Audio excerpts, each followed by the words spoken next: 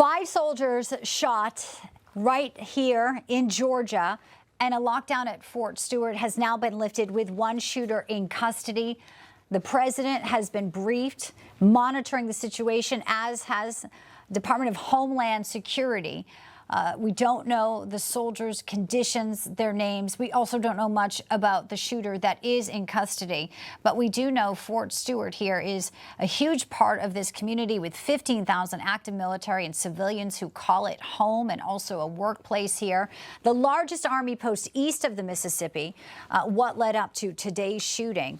Of course, not just the Army Criminal Division, but the FBI is also on the case here. And I'm pleased to bring in our panel, former FBI Joint Terrorism Task Force and retired NYPD detective Tom Smith. He also is the host of the Gold Shields podcast. And back with us, retired Navy SEAL and FBI agent Jonathan Gilliam. Great to have you both with us.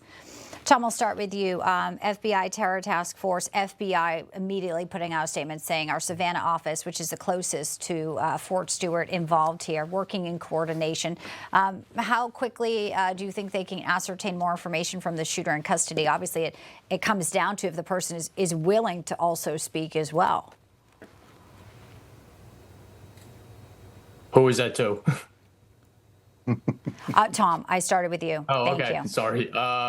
It's vital, and we may get some answers, but they're not going to let anything go too quickly because it's very important to keep a hold on the information that's out there to make sure there's no misinformation or leads that don't need to be put out there, to the public. So they're going to hold on tight to what they have right now until some interviews are done and to a deep dive into this individual's background is done to make sure there's no one else involved, there's no other plots, and to get maybe a relationship between this individual and the soldiers that were injured.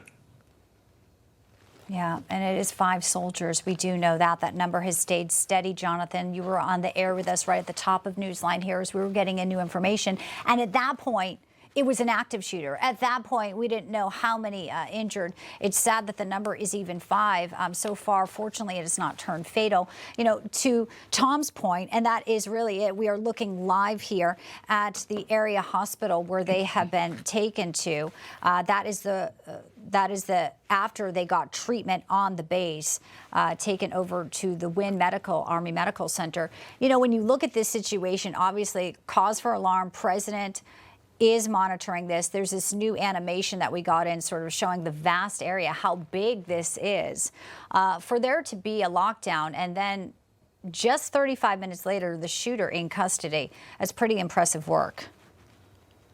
Right, and what people have to understand is these bases, as large as they are, there's only a small part where you're going to have large groups of people that would be considered a soft target on the base. Even though the base itself is a harder target to get onto, there's only it's kind of like a small town that has a tremendous amount of property around it. So when they respond, typically they're going to know where the issue is located, and they're going to go through several phases. They're going to respond first to the active shooter, and they're going to go where the shooting is being reported to eliminate that threat as quickly as possible. Even before they triage anyone, there could be casualties all over the ground. The responding officers are going to go straight to where the shooting is occurring, and that changed after Columbine. It's hard to believe that it took that to change that mindset, but that's really where the active shooter response came from.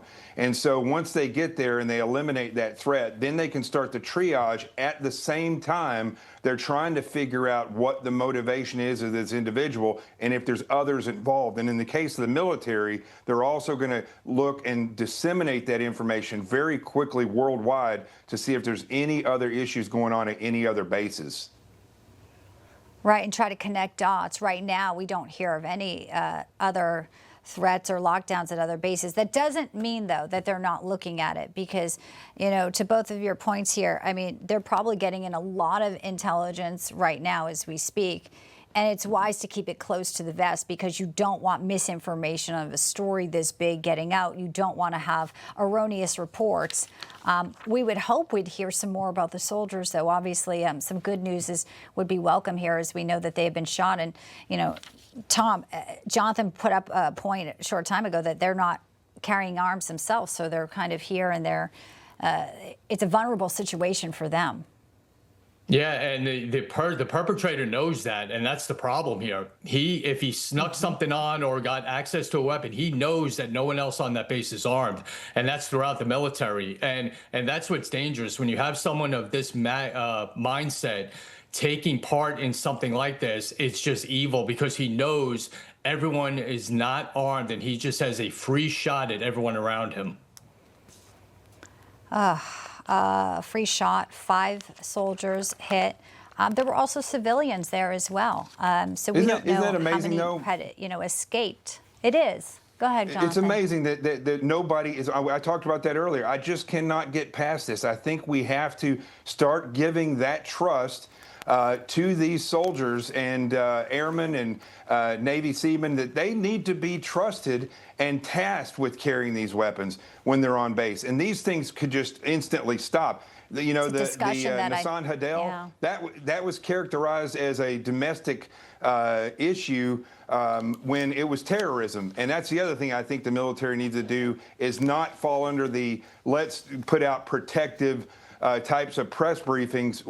It doesn't matter. We want to know the truth of what happened there. We want things fixed where they can't happen again. We don't. The salaciousness of it, the military or the public's not concerned with that. No, Nidal Hassan, the U.S. Army major, Fort Hood, Texas, November 2009, killing 13 people, injuring 30 others. That was the deadliest mass shooting an American military base since 9/11.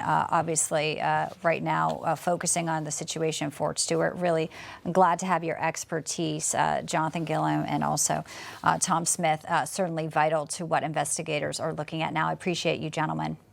You got it. No problem. Thanks for having us.